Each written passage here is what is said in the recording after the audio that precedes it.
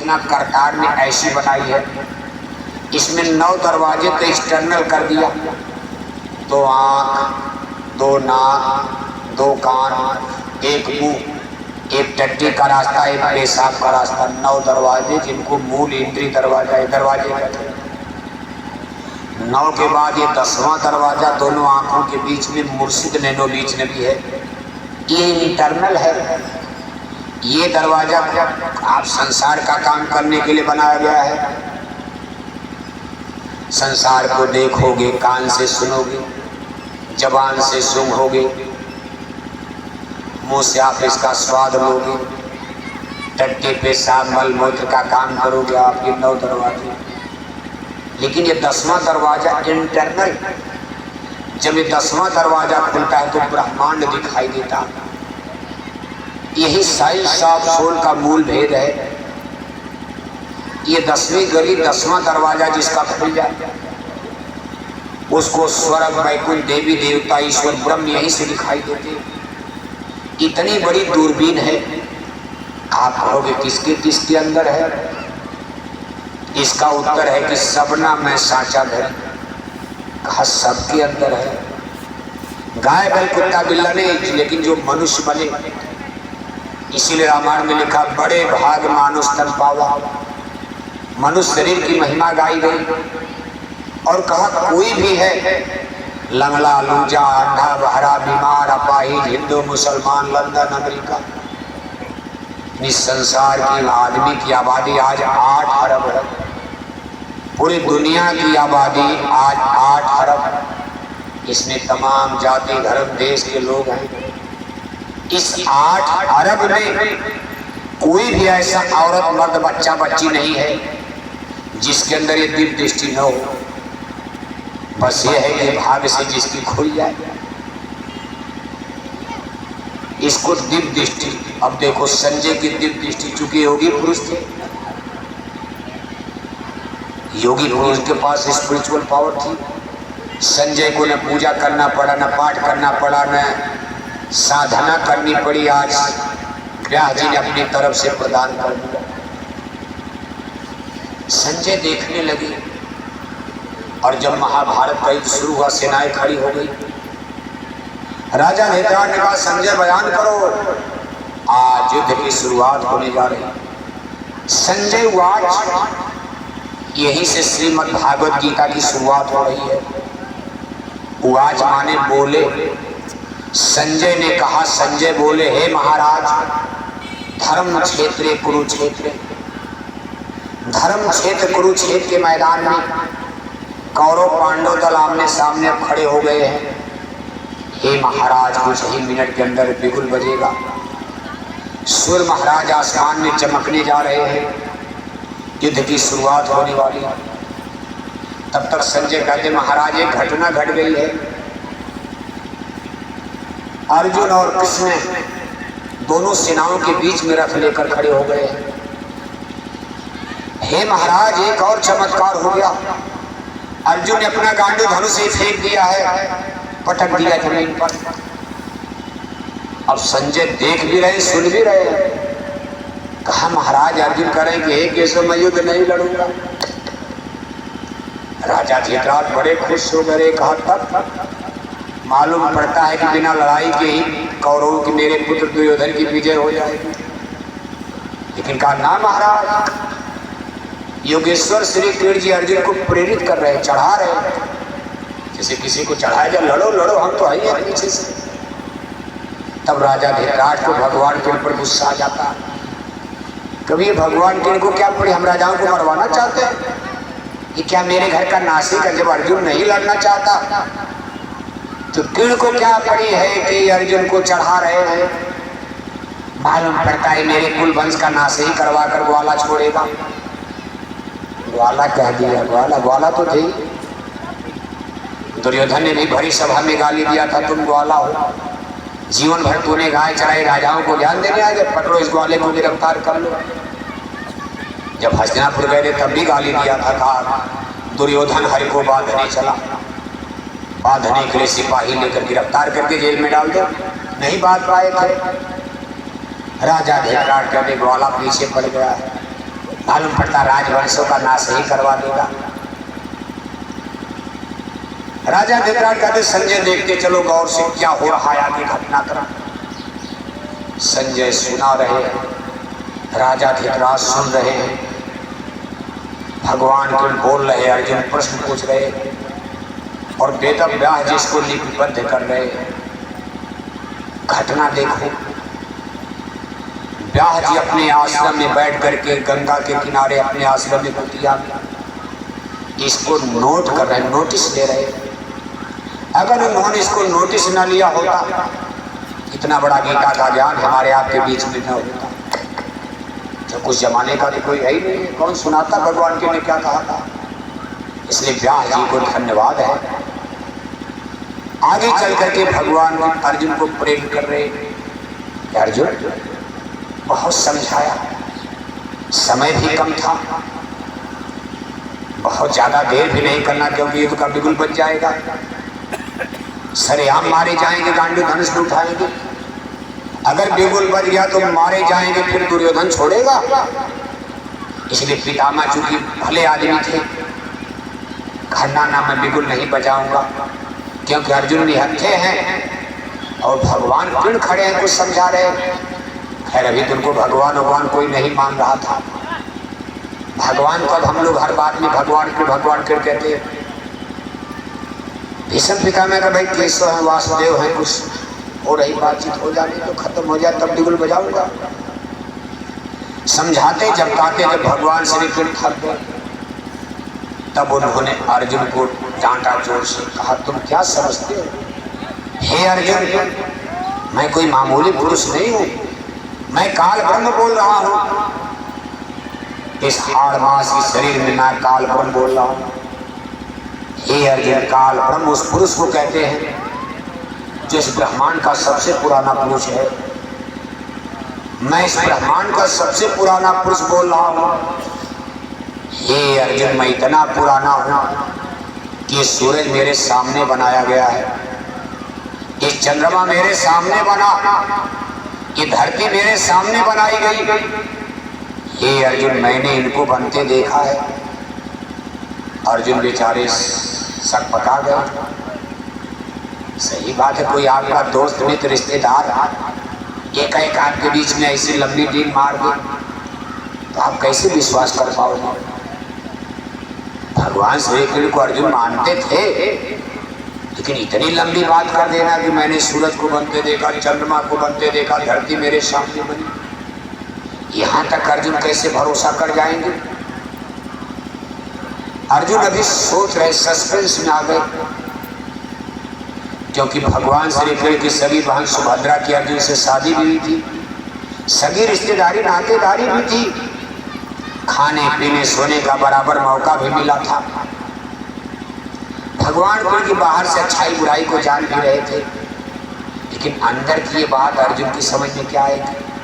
हे अर्जुन, मैंने धरती सूरज को बनते देखा। अभी अर्जुन सोच रहे, बुद्धि नहीं काम कर रही, दिमाग उनका फटा जा रहा। तब तक वासुदेव श्री कृष्ण ने 2 पत्ती और बढ़ा दिया अगले श्लोक में। अरे कहा अर्जुन, मैंने बनते नहीं देखा, बल्कि मैं क्रिएटर हूं, मैं ही क्रिएटर हूं। ये सूरज ही मैंने ही बनाया है, ये चंद्रमा मैंने बनाया, ये धरती मैंने रचना किया है, पेड़ पौधे समुद्र पहाड़ सब मेरी कृति है, मैं क्रिएटर हूं। अब आप सोचो इस बात पर, एक पढ़ा लिखा आदमी इस पर क्या विश्वास करेगा? एक आदमी जिसका जीवन बचपन में गाय चराते बीत गया हो, जिसके लिए कवि कविता करते हैं कि ताय हीर के छो हरिया छछिया भर छाछ पर नाच नचावे, जिस अहिरानी में उनका जन्म हुआ मथुरा में, वो राजा महाराजाओं का नहीं था, नंद बाबा के यहाँ गायें हैं, उनकी वही ड्यूटी, भाई नाश्ता करो, चलो जंगल में अपना रोटी वोटी बांध लो। मधुबन के जंगल में, बरसाना के जंगल में नंदगांव गाय चराने के लिए चल दिए। नंदगांव, गोकुल, वृंदावन, बरसाना की गोपिकाएं, यादव कन्याएं दही मक्खन मट्ठा लेकर के मथुरा में बेचने जा रही। धीरे धीरे दोस्ती दोस्ताना हो गया, कृष्ण जी से परिचय हो गया। नाचते थे, गाते थे, बांसुरी बजाते थे।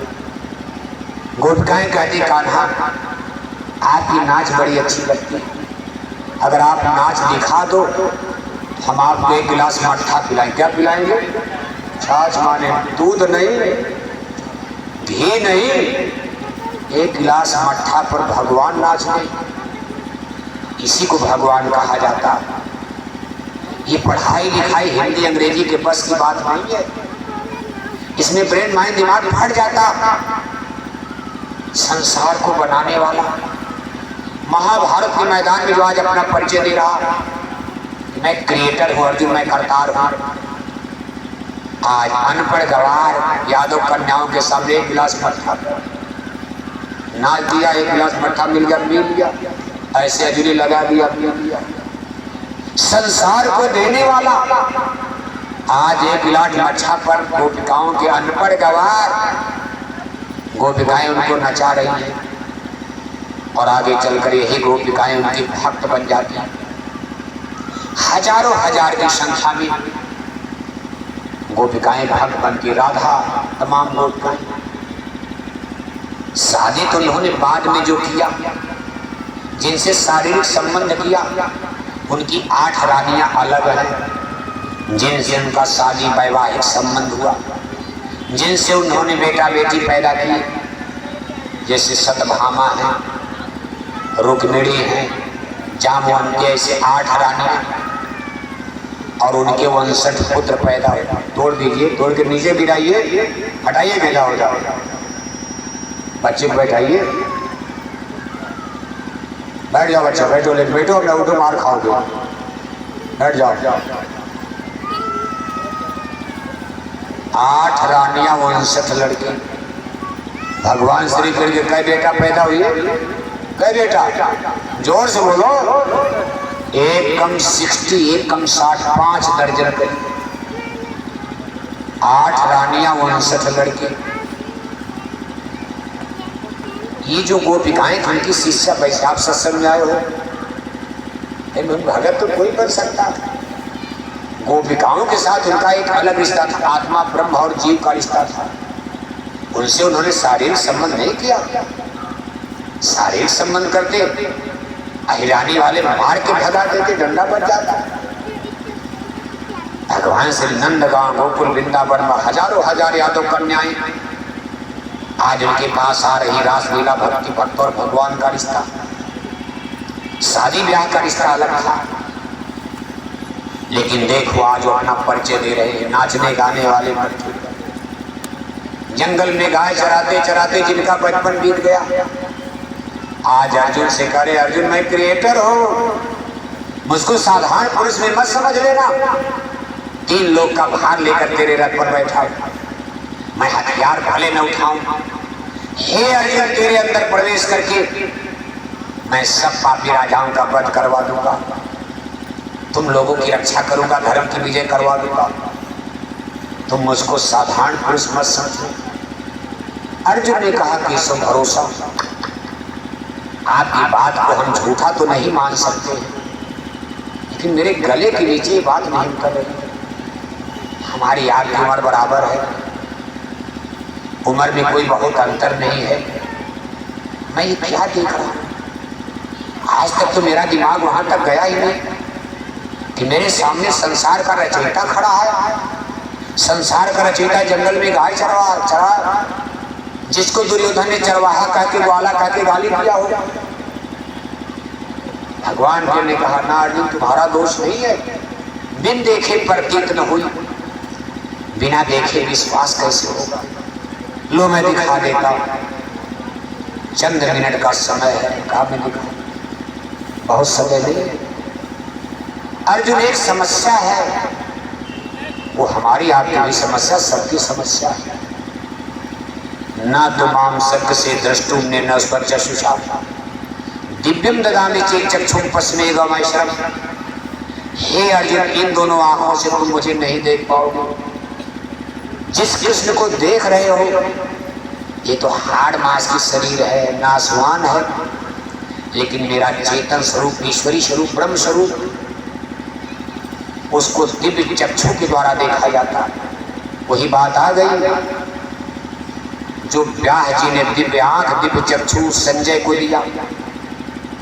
आज वही समस्या अर्जुन की भी खड़ी हो गई। कहा मुझे देखोगे लेकिन बिना दिव्य दृष्टि के नहीं देख सकते हो। अर्जुन ने कहा कि इस समस्या का समाधान क्या है? फिर महाराज ने कहा भगवान के लिए क्या समस्या है, आदमी के लिए समस्या है, हम जीवों के लिए, माया में फंसे जीवों के लिए समस्या है, लेकिन जो स्वयं ब्रह्म है उसके पास हर समस्याओं का सलूशन, समाधान, निदान है। अर्जुन तुम्हारी दिव्य दृष्टि तेरे अंदर है, बाहर से कोई कोच कर नहीं बनाना, ऑपरेशन करके।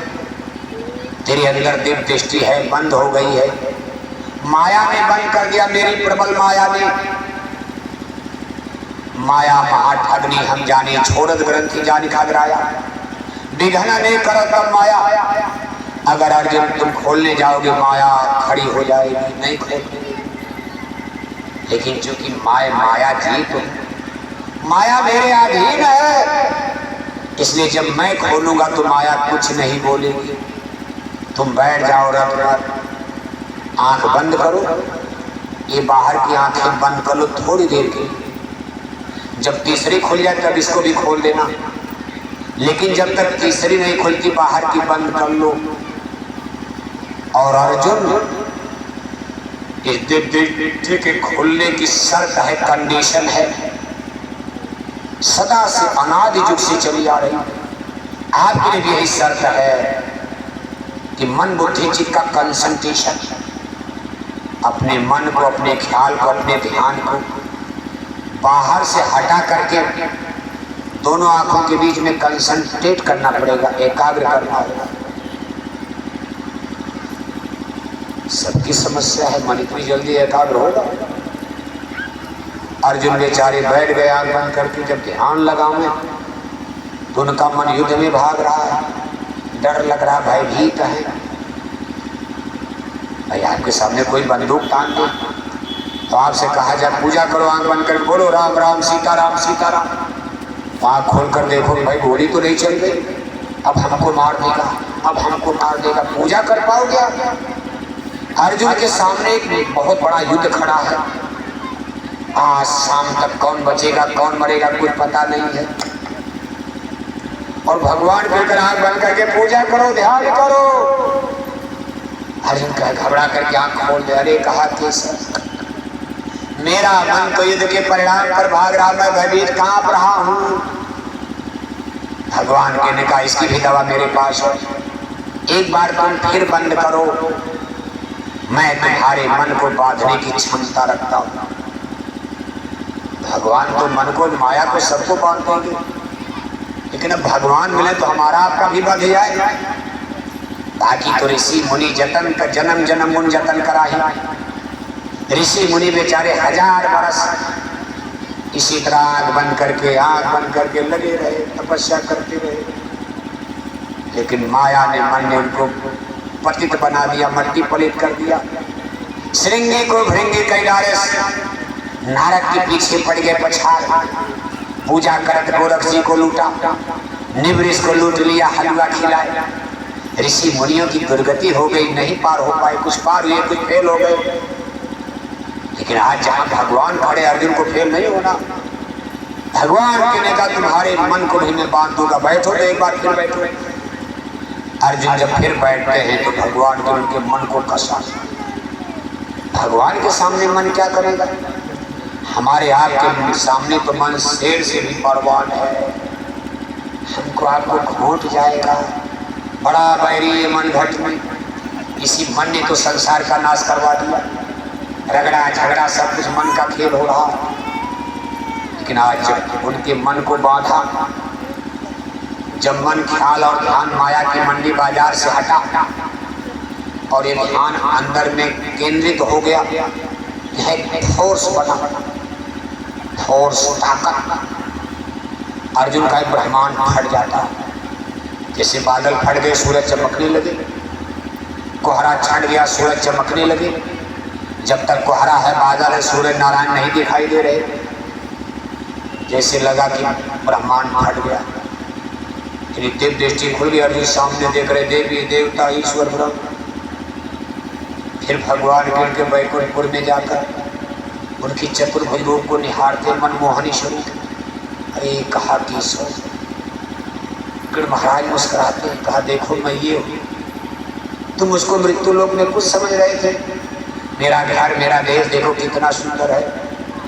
मैं यहाँ का बादशाह हूँ, यहीं से बैठकर सारे संसार को मैं चलाता हूँ। फिर भगवान कहने का मैं अपना विनाशकारी हूँ, मैं अपना शिव रूप दिखाता हूँ। मेरे 3 रूप होते हैं, सतोगुण, रजोगुण, तमोगुण। रजोगुण में सृष्टि की रचना करता हूँ ब्रह्मा बनकर। सतोगुण में विष्णु बनकर भक्तों को दर्शन देता हूँ चतुर्भुज रूप मनमोहनी स्वरूप में। ये मेरा सबसे सुंदर रूप होता, भक्त मोहित होते। जो लोग भक्ति करते मन को इसी रूप में दर्शन देता हूँ, विष्णु रूप में। लेकिन मेरा एक तीसरा रूप है अर्जुन, जो शिव रूप है, विनाशकारी प्रलयकारी रूप, जिसमें मैं मारता हूँ। एक तरफ जन्म देता, एक तरफ विनाश करता हूँ। अर्जुन मेरे उस शिव रूप को जरा देखो, जब मैं तांडव मचाता हूँ, सृष्टि पर प्रलय मचाता हूँ। जब उन्होंने अपना शंकर रूप दिखाया और अपना मुंह खोल दिया, तो सारा ब्रह्मांड उनके मुंह में मरा पड़ा। महाभारत के कौरव पांडवों की सारी सेना मुंह में मरी पड़ी है। इतना बड़ा उनका मुंह है, किसी को झड़ी उनके दांत में फंसी है, किसी का हाथ कटा है, किसी की टांग कटी थी, खून की नदी बह रही थी, उसी में मन्नू भी मारा पड़ा है। अर्जुन देख करके कांबरे, कहा कि सो ये मन दिखाइए, वही मनमोहनी स्वरूप दिखा दीजिए। ये तो हम कांप रहे हैं केशव। कहा तुम चिंता, मैंने सबको मार दिया है। युद्ध का परिणाम तुम्हारे पक्ष में आ चुका है। तुम नाहक में डर रहे हो, जो होना है हो चुका है। मैंने अपने चक्र सुदर्शन से सारे पापी राजाओं का नाश कर दिया है। बस मैं यही चाहता हूँ, मैंने तुमको चुन लिया है। इन मनुष्यों के बीच से तुमसे भी राजा धनुर्धर, तुमसे भी बड़े ज्ञानी विज्ञानी धरती पर लोग हैं, लेकिन मैंने तुमको चुन लिया है। ये काम मैं तुम्हारे द्वारा कराकर मैं तुम्हारा संसार में नाम अमर करना चाहता हूँ, कि धर्म की रक्षा के लिए धनुर्धर अर्जुन ने इतना बड़ा सेक्रीफाइस किया, त्याग किया, बलिदान किया। बाकी अर्जुन, ये तुम्हारा काम नहीं, आदमी का काम नहीं, ये काम नहीं इंसान का, ये काम है, ये धर्म की रक्षा करना भगवान का काम होता, भगवान करते। लेकिन तुम्हारा भी नाम हो जाएगा। मैंने तो कर ही दिया, भगवान तो करेंगे ही। धर्म भगवान की बनाई चीज है, धर्म आदमी ने नहीं बनाया, सनातन धर्म ईश्वर ने बनाया। और जब सनातन धर्म कलंकित तो होगा, पतित तो होगा, तो उसकी रक्षा के लिए भगवान दौड़े दौड़े आते हैं। और देखो अर्जुन ने हाथ जोड़ दिया था और कहा था केशव, मैं आपको समझ गया, मुझे माफ कीजिए। ये उसी समय अर्जुन उनकी स्तुति करने लगते। जब उनका वैराट रूप देखे कहते, त्वमेव माता पिता त्वमेव, त्वमेव बंधुश्च सखा त्वमेव, त्वमेव विद्या द्रविणं त्वमेव, त्वमेव सर्व मम देव देव, त्वमादिदेव पुरुषः पुराणः। कहा पुराने पुरुष मान हुए, सबसे पुराने आप हो केशव। आज मैं समझ गया, आप माता हो, पिता हो, सब हमारे ही नहीं हो आप। सारे संसार के सगला सृष्टि मोर उपजाया, सब पर मोर बराबर दाया। सबके आप पिता हो, माता हो, माता भी हो, पिता भी हो, सब कुछ हो, सब कुछ हो आप। अब ये चीज आप देख लो, तब आप भी समझ जाओगे। हिंदू, मुसलमान, यादव, ठाकुर, हरिजन, ब्राह्मण, ये जो रगड़े झगड़े आप करते हो, भगवान को क्या लेना देना है? भगवान तो कहते भाई मैंने सबको पैदा किया, मैंने सबको जन्म दिया है, सगला सृष्टि मोर उपजाया, सब पर मोर बराबर। सबके ऊपर मेरी दया की किरणें उतर रही हैं। अब हम लोग अपने अपने कर्मों के मुताबिक, अपने अपने स्वभाव संस्कार के मुताबिक दया को कितना ले पाते हैं, कितना नहीं ले पाते हैं। हम अच्छा कर्म करें, बुरा कर्म करें, पाप करें, पुण्य करें, समझें न समझें, ये तो हमारे आपके ऊपर। लेकिन भगवान की दया जैसे पानी सबके खेत में बरसता, ये नहीं कि बड़े के खेत में अमीर के बगल में गरीब का खेत है, अमीर के खेत में पानी ज्यादा बरसेगा, गरीब के खेत में पानी कम बरसेगा, ऐसा सिस्टम नहीं है। सबके ऊपर, सब पर मोर बराबर दाया। अब जो चतुर चालाक किसान है अपने खेत की मेड़बंदी कर लिया, आधी रात को पानी बरसा। जो चालाक लोग हैं थोड़ा नींद को तोड़ेंगे, आलस को खत्म किया, हावड़ा लेकर खेत में आधी रात को पहुंच गए, क्योंकि आसमान में बादल चमक रहे, पानी बरसने वाला। खेत की नींद को मजबूत कर दिया, उनके खेत में पानी टिक जाएगा, मिट्टी उर्वरा उपजाऊ हो जाएगी, फसल अच्छी होगी, आमदनी मिलेगी।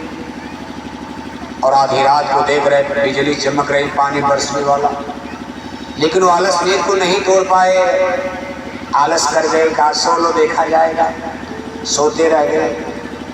पानी बरस कर चले गए, खेत का पानी बरस गया, बह गया, उपजाऊ मिट्टी भी बह गई, उनके खेत की पैदावार घट जाएगी। इसमें भगवान का क्या दोष?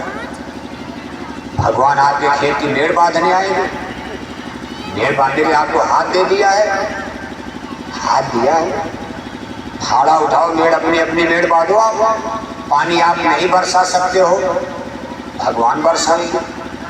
हवा आप नहीं चला सकते हो, हवा भगवान चलाएंगे। आपने खेत में गेहूं चावल बो दिया, अब गेहूं कितना बड़ा हो जाएगा, ये सब भगवान की रचना। आपको क्या, आप तो दाना बोकर चले जाएगा।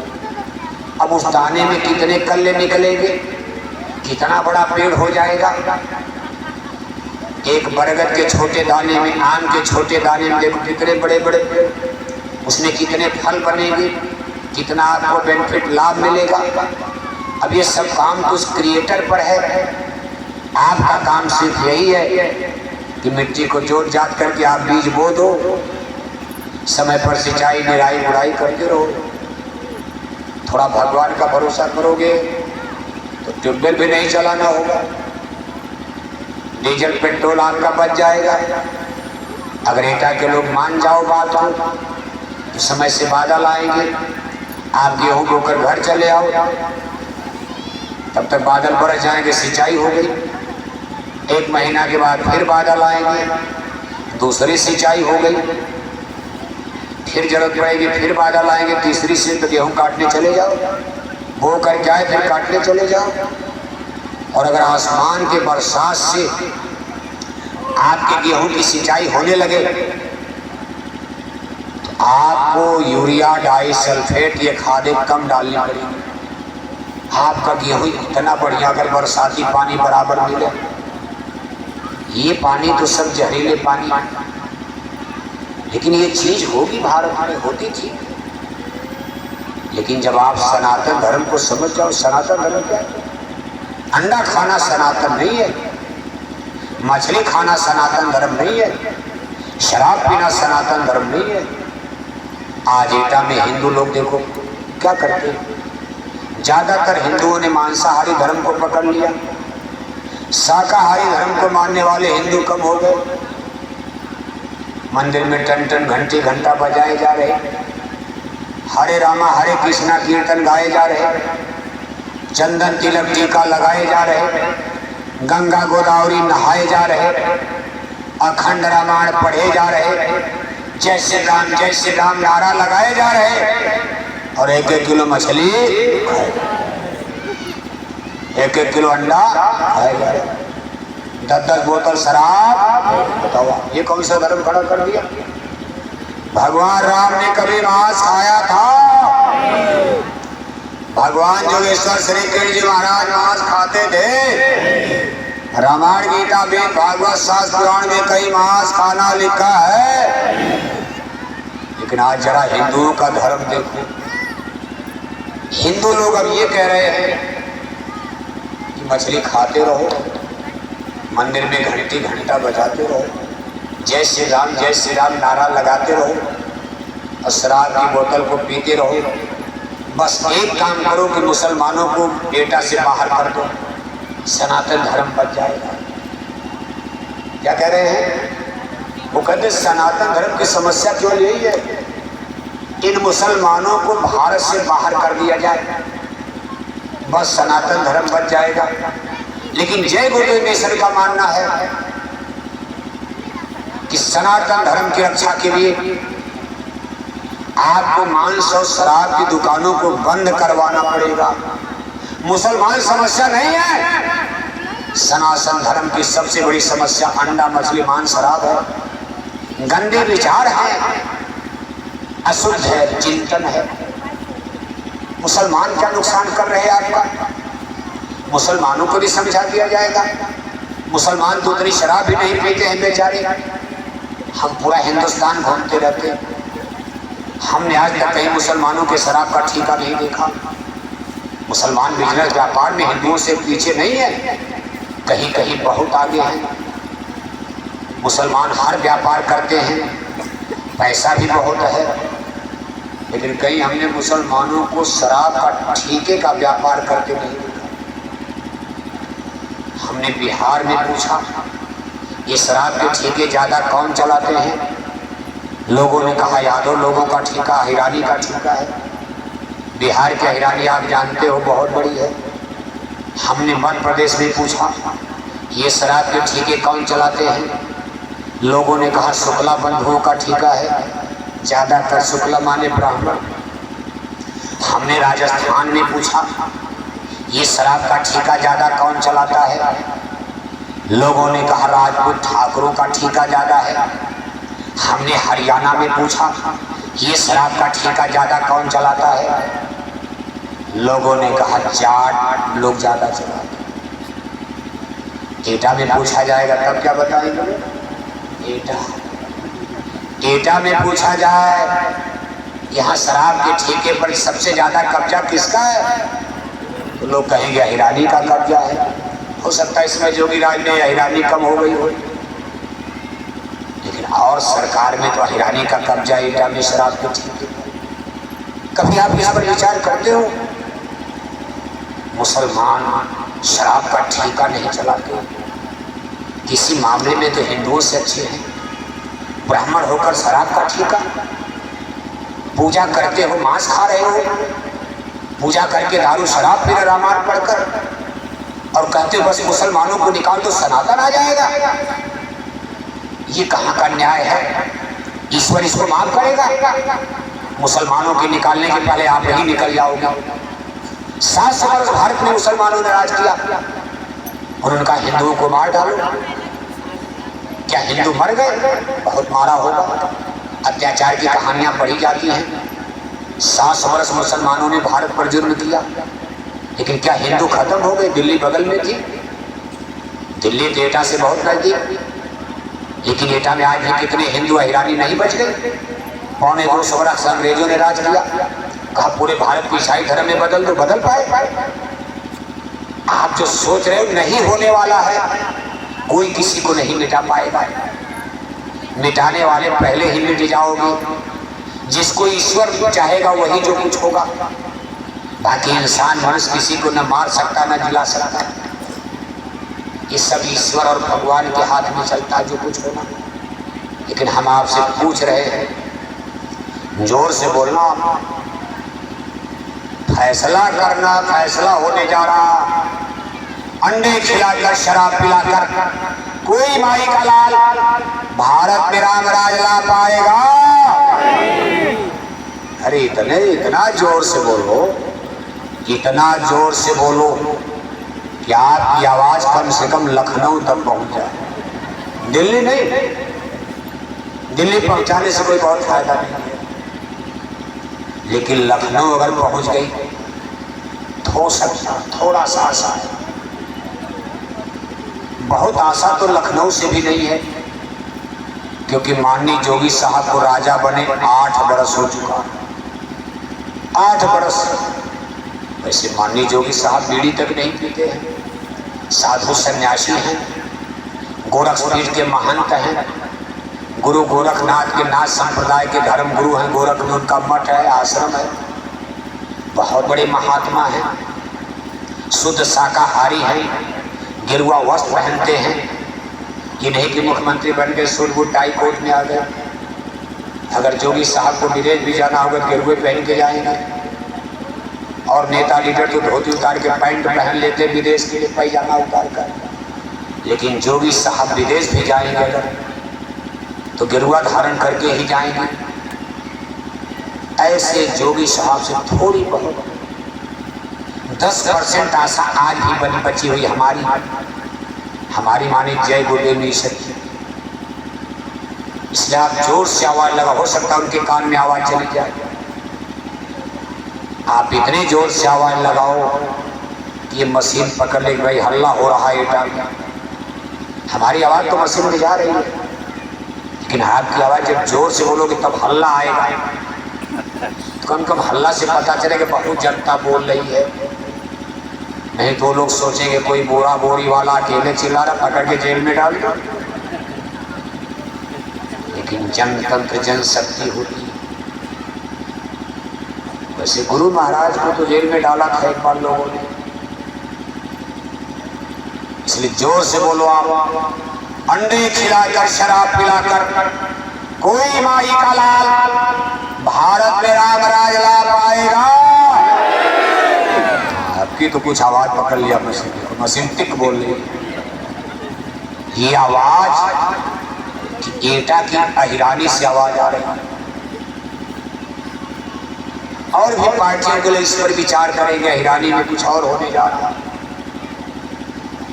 वैसे अपील कोई आईटी पार्टी की बात नहीं है, मत सोचना जोगी साहब से कोई पार्टी से बात करना। ये अपील तो आज 50 साल से हो रही जय गुरुदेव मिशन की तरफ से। 50-60 वर्ष पहले हमारे गुरु महाराज ने अपील करना शुरू कर दिया था। 1970-71 में स्त्री प्रधानमंत्री का राज था। स्त्री प्रधानमंत्री का मतलब समझ रहे हो आप? समझा कि नहीं समझा? दिल्ली में स्त्री प्रधानमंत्री एक महिला प्रधानमंत्री हुई थी 70 में। नाम आप जानते होंगे। गुरु महाराज ने उनको चिट्ठी भेजा, सूचना भेजा, कहा बच्ची तुम ब्राह्मणी हो, ब्राह्मण की बेटी हो, तुम्हारा जन्म ब्राह्मण परिवार में हुआ है। हमने सुना है कि तुम ब्राह्मण होकर के अंडे खाती हो। वैसे और तो कुछ गुरु महाराज ने ज्यादा नहीं कहा। वो लोग क्या क्या करते थे सब बातें बताना ठीक नहीं है। गुरु महाराज ने बस इतने कहा बच्ची तुम ब्राह्मणी हो, ब्राह्मण की बेटी होकर हमने सुना है तुम अंडे खाती हो। इससे धर्म संस्कृति भारत की नष्ट हो जाएगी। तुम्हारे राज में मुर्गी पालन, मछली पालन, सुअर पालन खुल रहा है, तुम इसको रोको। तुम्हारे राज में गांव-गांव शराब की दुकानें खोली जा रही, इसको बंद करो।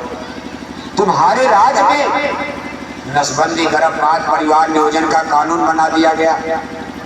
अगर गर्भपात को वैधानिक दर्जा दे दिया गया तो भारत की नारियों का चरित्र बिगड़ जाएगा, ये विधर्मी हो जाएगी, इनका शील भंग हो जाएगा।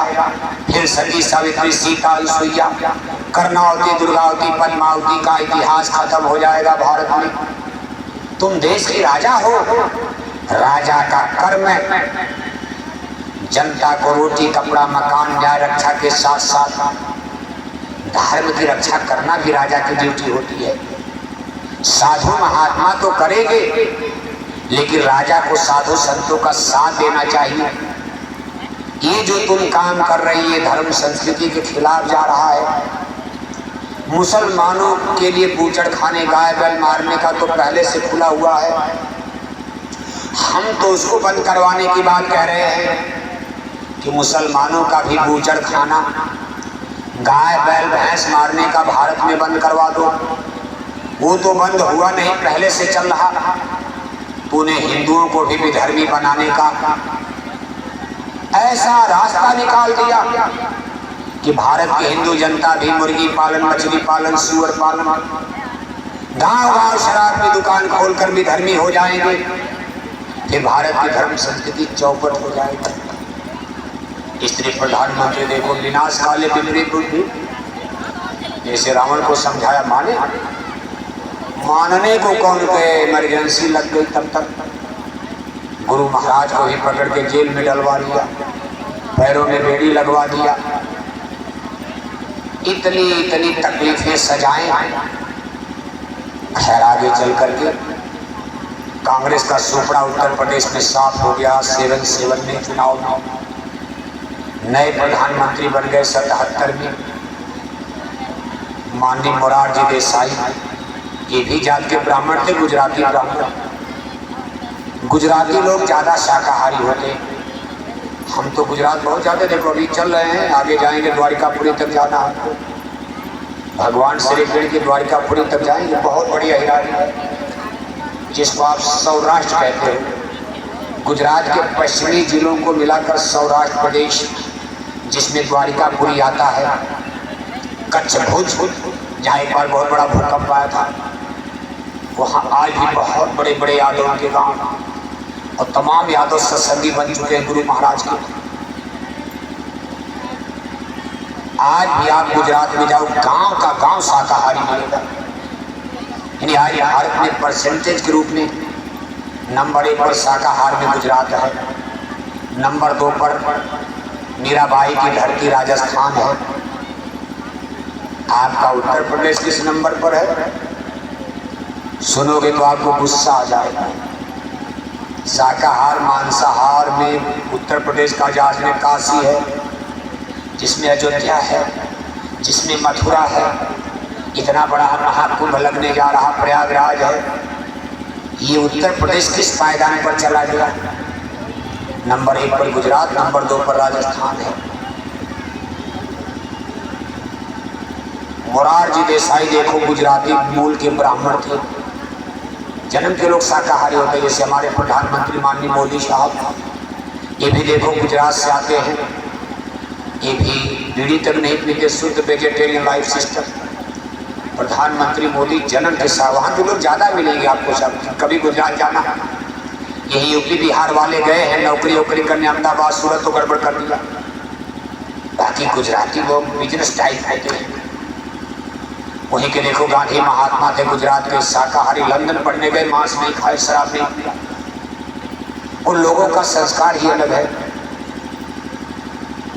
मोरारजी देसाई प्रधानमंत्री बने, उनके साथ देखो तमाम नेता लीडर साथ में थे, माननीय चरण सिंह, माननीय अटल बिहारी वाजपेयी, माननीय लालकृष्ण आडवाणी साहब, माननीय नानाजी देशमुख, माननीय राजनारायण जी, माननीय चंद्रशेखर सिंह, सब लोग जनता पार्टी बन गई थी और जेल में ही बन गई थी जनता पार्टी, तिहाड़ जेल में। उसमें गुरु महाराज भी बंद थे। ये सब नेता लीडर गुरु महाराज से मिलते रहते थे और सबने कहा था, गुरु जी आपकी बात को अब माना जाएगा, हमारी सरकार बन जाए तो आपकी बात पर ध्यान दिया जाएगा, आप जैसा जैसा कहेंगे किया जाएगा। खैर कांग्रेस गई, जनता पार्टी आ गई। अभी ये लोग कुछ करने की सोच रहे थे, तब तक जनता पार्टी में एक झगड़ा हो गया, कई मोर्चा बन गया। मोरारजी देसाई पहले से प्रधानमंत्री तो थे ही, माननीय चरण सिंह ने कहा भाई हम प्रधानमंत्री बनेंगे, एक मोर्चा उनका खड़ा हो गया। कांग्रेस पार्टी से निकल कर बाबू जगजीवन राम बाहर आए जनता पार्टी में। माननीय अटल बिहारी वाजपेयी, माननीय लालकृष्ण आडवाणी ने बाबू जगजीवन राम का साथ दे दिया। वो भी कहने लगे अब हम प्रधानमंत्री बनेंगे। अब गद्दी तो एक है और 3 लोग प्रधानमंत्री की दावेदार, जनता पार्टी टूट गई। 2-2.5 साल में फिर चुनाव आ गया सन 80 का। 79 का भंडारा था मथुरा में, जो भंडारा भी आप मना कराए अगर में मनाया जाता। यही भंडारा 1979 में सभी नेता लीडर मथुरा आए और उसी में रात के 9 बजे अंधेरे में देखो स्त्री प्रधानमंत्री चोरी चोरी गुरु महाराज की कुटिया में आ गई। गुरु महाराज ने कहा बच्ची तू भी आ गई, तू क्यों आ गई? अरे कहा गुरु जी हम आपसे माफी मांगने आए हैं, हमने आपको जेल में डलवा दिया, हमारी गलती को क्षमा कर दीजिए। गुरु महाराज ने कहा, बच्ची, संत किसी को श्राप नहीं देते, मैंने तो तुमको माफ पहले ही कर दिया, मुझे क्या लेना देना। ये जरूर है कि मेरे भक्त, मेरे बच्चे बड़े गुस्से में थे तुम्हारे लिए, मैंने इनसे भी कह दिया कोई कुछ नहीं बोलेगा। कांग्रेस पार्टी के किसी नेता लीडर को कोई गाली भी नहीं देगा। हमने अपने बच्चों को भी रोक दिया। बोलो आगे क्या चाहती हो।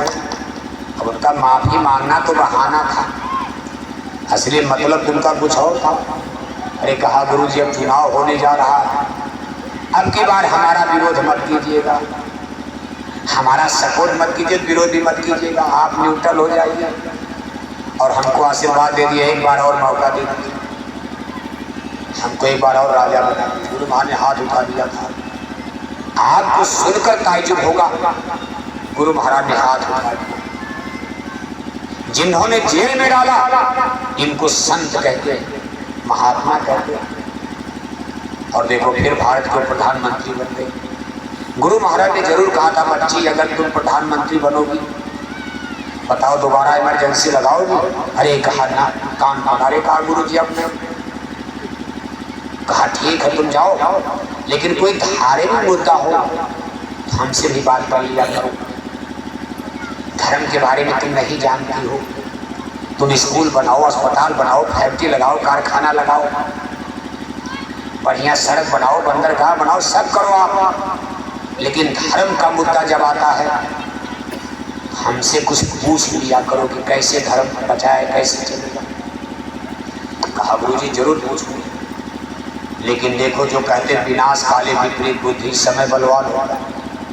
समय आने पर उन्होंने बिना सोचे विचारे एक बहुत बड़ी ऐतिहासिक गलती कर दिया।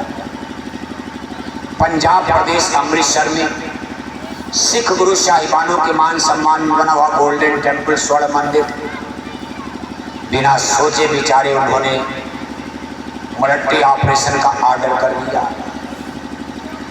और कहा गया उसमें आतंकवादी घुस गए हैं। फौज के सिपाही चमड़े के जूते चप्पल पहनकर सिखों के गुरुद्वारे में प्रवेश करके गोलियां चल गई। तमाम दीवारों पर खून का धब्बा, गुरुओं के मंदिर पर सिखों के दिलों में आग लग गई थी। लग जाएगी जैसे आप अयोध्या के लिए लड़ते ऐसे भी तो हैं। अंत में उन्होंने डर गई हो, और सिख तो सिख होते हैं, मामूली है। ऊधम सिंह सरदार जलियांवाला में डायर ने गोली चलवाई और जाकर के लंदन में बदला चुका दिया गोली मार। उस जमाने में इनको सिख कहा जाता है। सरदार भगत सिंह का नाम सरेआम अंग्रेजों के पार्लियामेंट में बम फेंक दिया और पकड़वा लिया, फांसी पर लटक गए। सिखों के बदन में आग लग गई। फिर गुरु महाराज को घबरा करके चिट्ठी भेजा। रे कहा गुरुजी गड़बड़ हो गया, हमने बिना आपसे पूछे स्वर्ण मंदिर पर ऑपरेशन करवा दिया। गुरु महाराज ने कहा बच्ची अब तो चिड़िया चुग गई थे, अब क्या हो सकता। मैंने तुमसे बार बार कहा था कि कोई धार्मिक मुद्दा हमसे पूछ लिया करो। ठीक है, स्वर्ण मंदिर में आतंकवादी घुस गए थे, उनको निकालना था, पकड़ना था, मारना था। मैं तुमको उपाय बता देता, सांप मर जाता, लाठी न टूटती, लेकिन तूने बहुत बड़ी गलती कर दिया। अब ईश्वर जाने, भगवान जाने। और अंत में देखो उनको दिल्ली में गोली मार दिया, मर्डर हो गया, कत्ल कर दिया गया।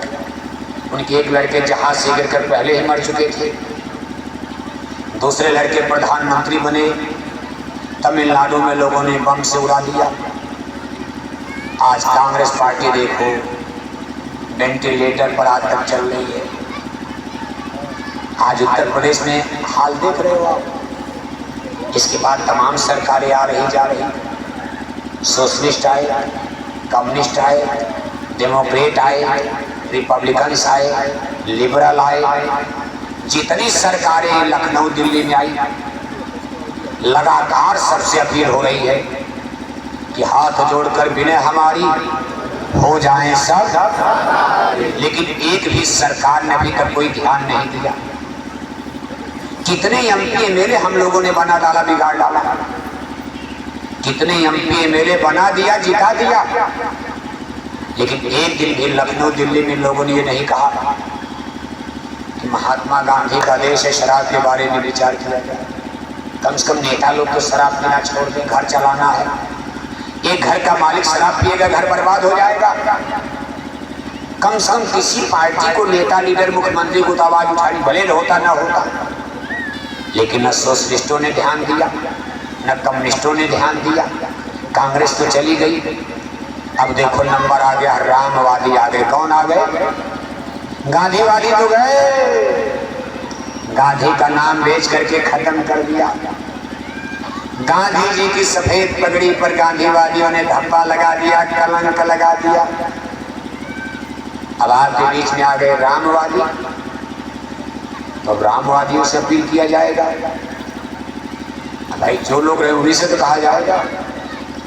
इसलिए आज हमारी अपील हो रही है, माननीय जोगी साहब से अपील हो रही है कि अगर आपको भारत में राम राज लाना है, माँ बहन बेटियों की लाज बचाना है, भारत को विश्व गुरु बनाना है, तो मछली अंडा शराब की दुकानों पर बुलडोजर बुलडोजर बुलडोजर बुलडोजर जानते हो नहीं जानते?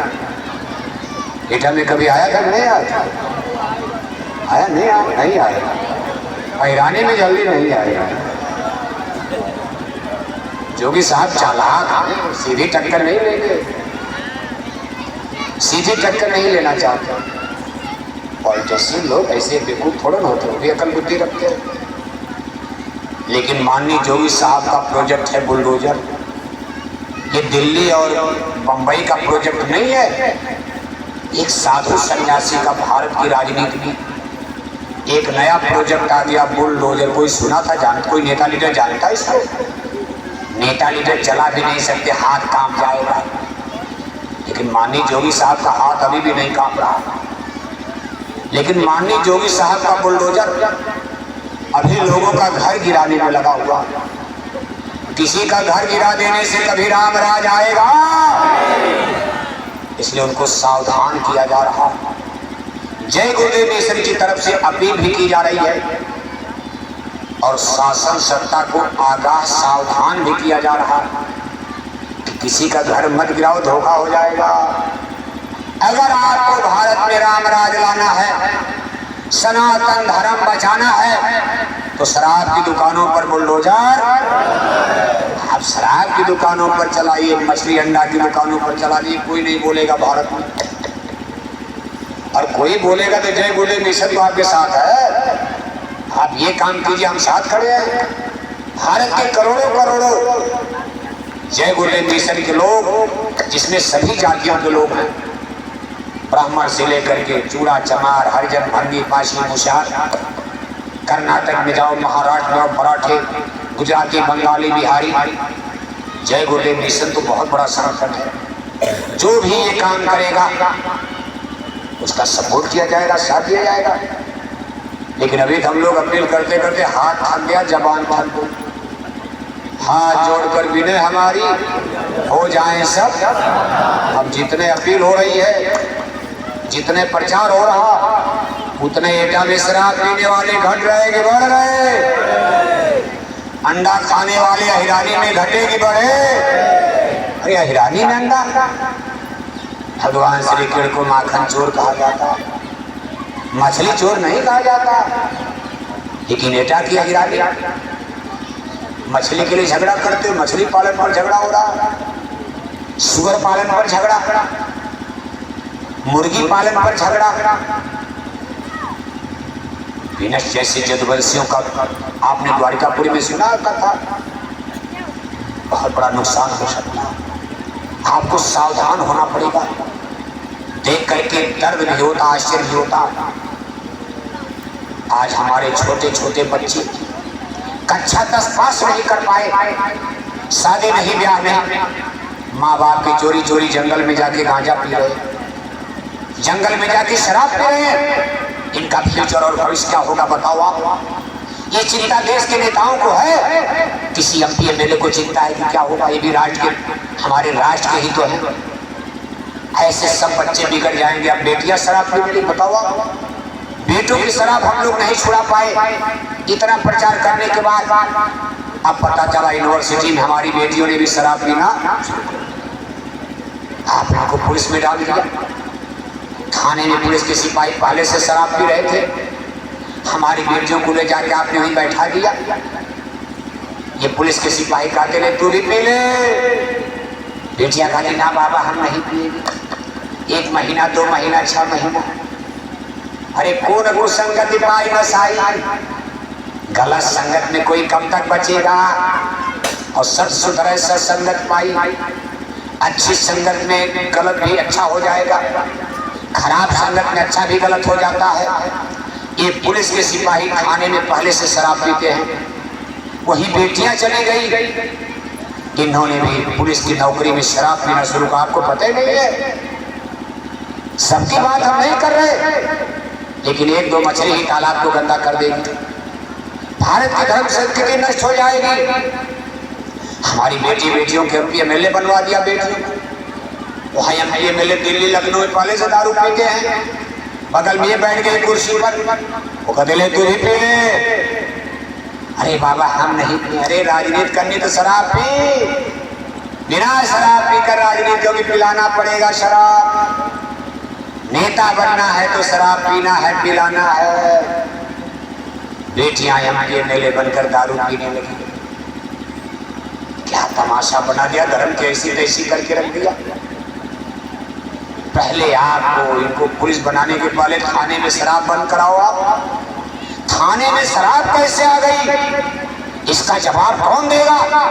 यूनिवर्सिटी में दारू कहां से आ गई। विद्या का सबसे बड़ा केंद्र विद्या यूनिवर्सिटी होता, ज्ञान का सबसे बड़ा केंद्र यूनिवर्सिटी। आज भारत की यूनिवर्सिटियों में शराब कहां से आ रही है। आपके पास इतनी फोर्स है, इतनी सिक्योरिटी है, इतनी CID है, इतने पुलिस PSC के लोग हैं, शासन प्रशासन है, आप इतना नहीं पता लगा पाए यूनिवर्सिटी में शराब कहां से आ रही है, कौन ला रहा है। कैसे हमारी बेटियां वहां के होटल वार क्लब में शराब पी रही है, नंगे नाच रहे माँ बाप के चोरी चोरी। हाँ कोई माई बाप तो है नहीं, रिश्तेदार भी नहीं। आपने देश की धर्म संस्कृति का सत्यानाश कर दिया। इतिहास आपसे सवाल पूछेगा, आप कोई उत्तर नहीं दे पाओगे, इसलिए नाटक मत करो। धर्म के नाम पर देश की जनता को धोखा देना महापाप बनता है। इसलिए अगर ईमानदारी से राम राज लाना है, भारत की धर्म संस्कृति को बचाना है, तो शराब की दुकानों पर बुलडोजर। अब हम लोग तो बुलडोजर चलाएंगे, हम लोग तो साधु आदमी, बस वही कहेंगे हाथ जोड़कर बिने हमारी हो जाएं सब। बाकी तो कुदरत है तैयार खड़ी, आगे तबाही। कुदरत है नाराज खड़ी, आगे तबाही। बड़ी बड़ी प्रलय आ रही है। आपको क्या पता एका में क्या होने वाला। रावण को पता था कि लंका 10 दिन में जल जाएगी, उसके बाद मार देंगे राम लक्ष्मण, बच्चे हैं, चटनी बना देंगे इनको साफ। उनको क्या पता कि लंका जलकर भस्म होने वाली। आपको मालूम नहीं कहाँ भूकंप आने वाला, कहाँ बाढ़, कहाँ सूखा, कहाँ अकाल, कहाँ प्रलय, महाप्रलय। कुदरत आपसे नाराज हो चुकी है, हिंदू मुसलमान सबसे। केवल मुसलमानों का सवाल नहीं बनता है, जो भी बुरे पाप कर्म कर रहे, कुदरत नाराज हो चुकी, ईश्वर भगवान। इसलिए प्रेमी भाई बहनों, हमारी 2 अपील आपसे है। अरे बजा बहुत 4 बज गया, अरे कितना देर हो गई। नहीं 4 कैसे, देखो कथा लंबी हो गई थोड़ा ना। अब झूठे इतना चिल्लाने से क्या फायदा। बेटा की हयारी इतनी जल्दी सुधरने वाली तो है नहीं। हम बोलते बोलते मर भी जाए तब भी ये लोग मछली अंडा भी शराब छोड़ने वाले। अब आदमी 2 ही चीज से मानता है, कुछ भगवान पर छोड़ दिया जाए, कुछ हम लोगों का भाषण भीषण चलेगा, हाथ जोड़कर अपील, और कुछ भगवान पर। आदमी 2 चीज से मानता है, या तो माने बात से और नहीं तो माने नहीं तो माने। अब हम तो बोलेंगे नहीं, देखो मसीह लोग जिसको डंडा कहते हैं, तो भगवान का डंडा भी काम करेगा। अभी कोरोना आपने देखा था ना, कोरोना कितनी बड़ी बड़ी बीमारियां, कहर, प्रलय, महाप्रलय। हमारी दो चीज पर ध्यान देना। देखो, पहली चीज अपने चूल्हे पर मुर्दा पकाना बंद करवाओ। ईश्वर भगवान के दरबार का इस सबसे बड़ा पाप माना गया है, मत पकाओ मुर्दा। दूसरी हमारी अपील है, अपनी आत्मा के कल्याण के लिए किसी गुरु की खोज कर लो। जीवन आपका थोड़ा है, चलना है। आत्मा तो अमर है, आत्मा अधोगति में जाएगी। कहा गुरुबिन भवनी तरह में कोई जो बिरंज संकर्षण हो। आत्मा परमात्मा के बीच की कड़ी को गुरु कहा जाता। जब परमात्मा मिल जाएंगे तो गुरु साहिब। कहा ना गुरु ना चेला, और सब में बोला एक। जैसे बच्चा बच्ची की शादी होगी तो अगुआ का क्या मतलब, और जब तक शादी नहीं तब तक अगुआ आगे आगे आगे आगे। बच्चा बच्ची की शादी, बेटी ससुराल चली गई, अब अगुआ बेचारा तो 10 गाली रोज सुनेगा। 10 फंसा दिया, बर्बाद कर दिया, धोखा दे दिया। अगुआ को फिर कोई पूछे, एक मिठाई नहीं खिलाओगे। लेकिन जब तक शादी नहीं है तब तक तो अगुआ ही अगुआ सब काम करता। ऐसे जब आत्मा परमात्मा से मिल गई तो गुरु की कोई जरूरत नहीं है। लेकिन भौतिकी धरातल पर जब तक भगवान नहीं मिल जाते हैं तब तक आपको एक गुरु, एक मार्गदर्शक, एक अगुआ, एक मीडिएटर जो भगवान का भेद जानते हैं, घर जानते हैं, रास्ता जानते हैं। इसीलिए रामायण में लिखा है कि गुरुबिन भवनी तरह में कोई जो बिरंज संकर्षण। किसी को गुरु बना लो। आप गेटा में तो तमाम लोग देखो हैं, महात्मा लोग हैं, कोई मिल जाए। नहीं तो प्रयागराज, इलाहाबाद चले जाओ, भारत के सब महात्मा इकट्ठे मिलेंगे एक महीने। देखो आज से कुंभ लग रहा है इलाहाबाद में। भारत के जितने आचार्य प्रचार, शंकराचार्य, मठों के मठाधीश, महंत, एक महीने तक इलाहाबाद में हजारों हजार गुरु लोग डॉक्टर साहब आएंगे। वहीं खोज लो जाकर। लेकिन गुरु खोजने में कहा शब्द गुरु को खोज, तेरे भले की कहूँ। शब्द गुरु की खोज करना, सूरज को शब्द से जोड़कर, हमारी आत्मा को वेद वाणी ब्रह्म वाणी से जोड़कर जो ब्रह्मांड पर चढ़ा दे उसको शब्द गुरु कहते हैं। ध्वनि यानी साउंड, शब्द। ऐसा गुरु तलाश करो, ब्रह्मांड में चढ़ना है। ऐसे नहीं चढ़ पाओगे, सीधी चढ़ाई है। शब्द की डोर पर आत्माएं चढ़ती हैं।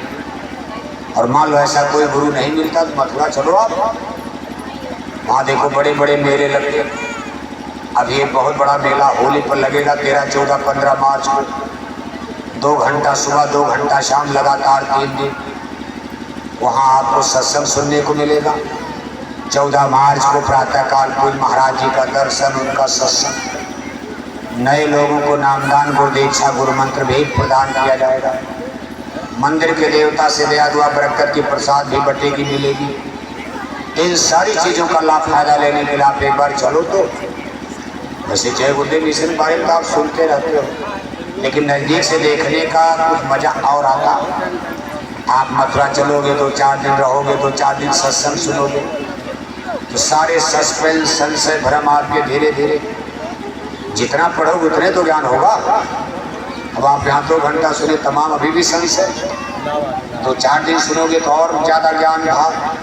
देखोगे, सुनोगे, समझोगे, मिलोगे, जुलोगे। और कोई धरती मिट्टी का असर भी होता है। तो आप एक बार मथुरा चलना। पूज्य महाराज जी देखो अपने काफिले के साथ अभी उत्तर प्रदेश में हरदोई, सीतापुर में चल रहे हैं। जनवरी, फरवरी लगातार एक ब्लॉक में 2-2 कार्यक्रम, सघन आत्म जागरण, जन जागरण करते ही मार्च में मथुरा पहुंचेंगे। फिर होली का कार्यक्रम होगा। उसके बाद फिर तुरंत निकलेंगे बाराबंकी, लखनऊ में। आप सभी सत्संगी भाई बहन बराबर काफिले के लिए सेवा देते रहते हो। इस काफिले में भी आपके इस एटा जिले को,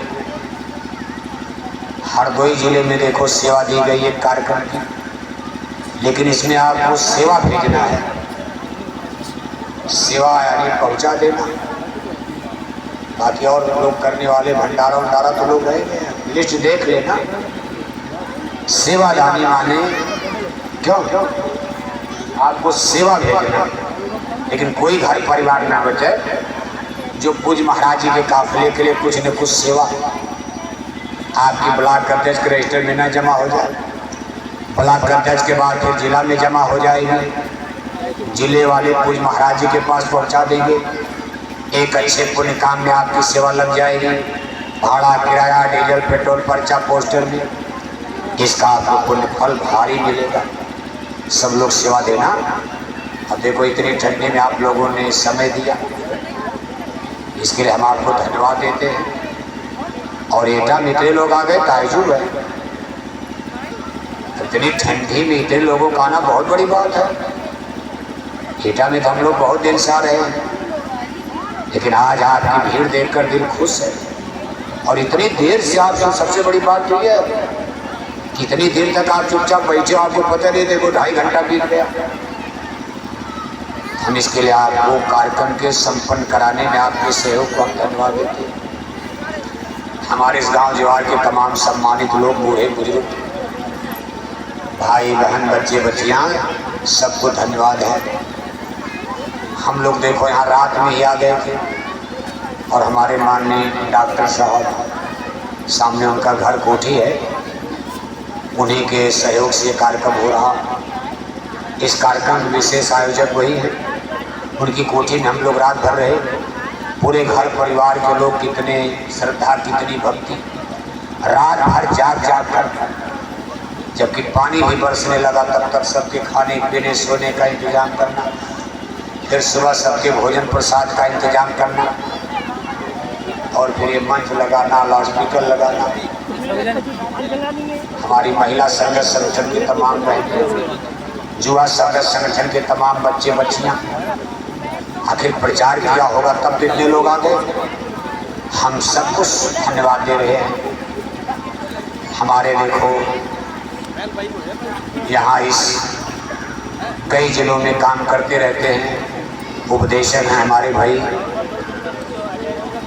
मानिक चंद जी, आपके पड़ोस में ही गांव में रहते हैं, जहाँ हमारे भाई पहले जिलाध्यक्ष भाई खूब चंद जी, अब तो बड़ी जल्दी वो गुरु महाराज के प्यारे हो गए, लेकिन अब हमारे जिलाध्यक्ष भाई राम भरोसे जी इस जिले की देखो बागडोर थामे हुए हैं, मथुरा दरबार को लगे रहते हैं। हमारे भाई रमेश जी, ये भी 2-4 जिले में देखो जिम्मेदारी निभाते हैं। ये तमाम लोग, हमारे तमाम भंडारी सेवादार भाई बहन, रात से देखो हम भोजन प्रसाद इस ठंडी में तैयार कर रहे हैं। इस सहयोग के लिए हम सबको धन्यवाद दे रहे हैं। सबके लिए हमारी शुभकामनाएं हैं। हमारे साथ बराबर चल रहे गोरखपुर के बाबू रामहेर सिंह जी, जौनपुर जिले के डॉक्टर शेखरन साहब, ये तमाम लोग देखो सहयोग में लगे हुए हैं। 10-20 लोगों से संगठन नहीं बनता, लाखों करोड़ों जब जुड़ते हैं तब उसका एक दबाव, प्रेशर, एक क्रांति आती है। इसके लिए हम सबको धन्यवाद दे रहे। अब एक छोटी सी आरती प्रार्थना होगी और 2 मिनट और लिया जाएगा समय आपका। खड़े मत होना, सब लोग बैठे बैठे 2 मिनट में आरती बोलना। कोई सेवा भेंट दान दक्षिणा आपको देनी है तो रजिस्टर भी गुरु महाराज की प्यारी गायों का आपके बीच में जा रहा है, और गुरु महाराज की वरदानी झोली भी जा रही है। आज के सत्संग की सेवा कुछ न कुछ उसमें डाल देना। अरे कथा सुनने जाते दक्षिणा को तो देते हो आप, कुछ है डालना, 10 है तो डालोगे आप। 10 10 10 और 10 के आगे बिल्कुल 500 की साड़ी पहन के आए 10, 5000 की साड़ी पहन के आए तब भी 10, मोटरसाइकिल से आए तब भी 10, 10 लाख की कार में चलते, लेकिन दक्षिणा मालूम पड़ता कोई रेट बना दिया है कि 10 से ज़्यादा कोई नहीं देगा। 10 से ज़्यादा रेट नहीं भाई। आपके जेब में ज़्यादा है तो ज़्यादा दो, जेब में कम है तो कम दो। ये तो शक्ति अनुसार भक्ति होती, लेकिन कुछ न कुछ अपने बटुआ बैग से इसमें जरूर डाल देना। देते रहोगे, सेवाएं मिलती रहेगी, दुआएं। संतों महापुरुषों के दरबार में कुछ देकर ही कुछ पाओगे ना। नहीं कुछ सिवरी का जूठा मेरे बहुत है, लेकिन सिवरी ने भी देखो कुछ दिया, जूठा मेरे ही खिला दिया, क्योंकि सिवरी के घर में कुछ था ही नहीं। अब आपके बटुआ बैग में तो सब पैसा वैसा रखा है, हो पता न कहाँ से 10 रुपया फुटकर लेकर चले आए। बटुआ बैग खोलो तो बड़ी बड़ी नोट बटुआ बैग में दबाए बैठे हो। सिवरी की तरह नहीं कि एकदम गरीब हो आप, 1,000 2,000 5,000 की साड़ी धोती पहन के बैठे हो। इसलिए आप ये सेवा देते रहना, आरती बोलो। अभी देखो मन से उतरने के बाद ये बिल्कुल बगल में सफेद रंग की हमारी गाड़ी खड़ी है। अभी करीब आधा घंटा हम गाड़ी में रहेंगे।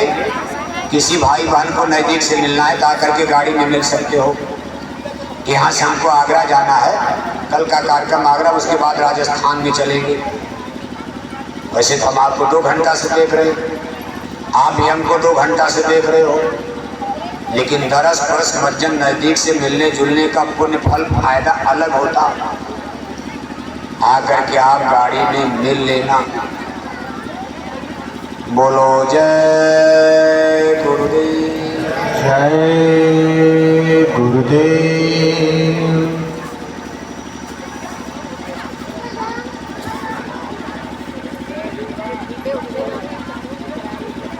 जय गुरुदेव। सभी भाई बहन बैठे बैठे आरती प्रार्थना करेंगे। अपनी सेवा का योगदान झोली वरिष्ठ में करते रहेंगे, आरती प्रार्थना बोलते रहेंगे। जय गुरुदेव।